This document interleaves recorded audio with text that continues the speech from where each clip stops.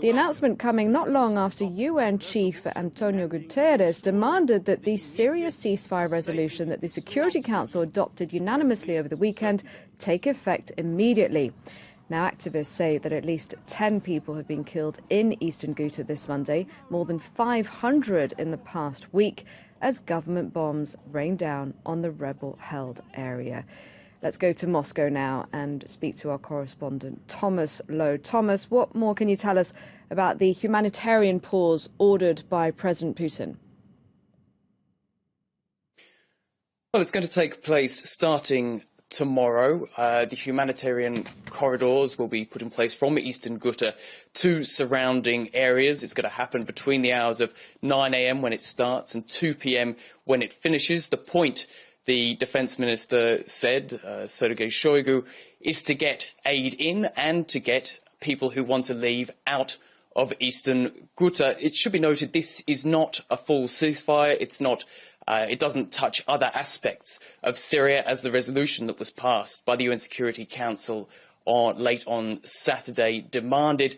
What it does do, however, is get aid in and get people out, which will give some hope in this relentless bombardment that's been going on for 7 days now and has left more than 500 people dead.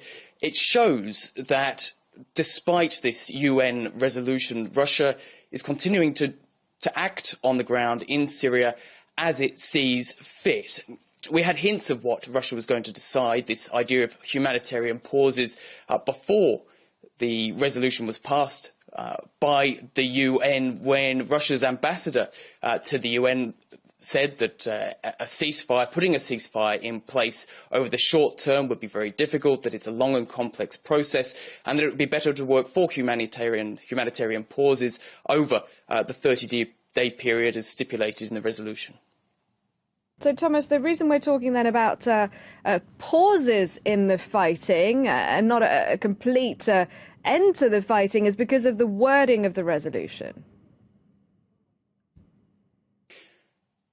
That's right, and Russia was blamed for delaying this vote at the UN resolution on Thursday. On Friday, finally, a vote happened on Saturday night, and that was because of the wording and the wrangling over the wording in this resolution.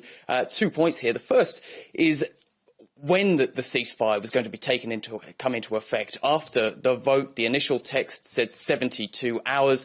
Russia pushed to have that changed to without delay, so without a specific time frame.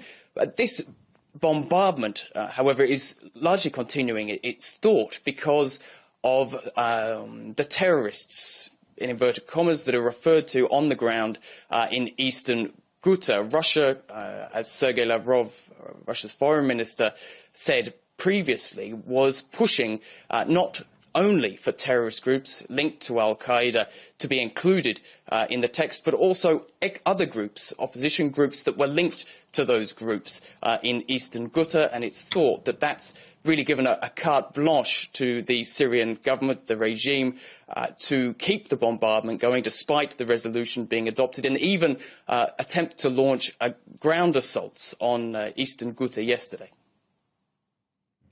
All right, thank you very much indeed, Thomas. Thomas Lowe joining us there from Moscow.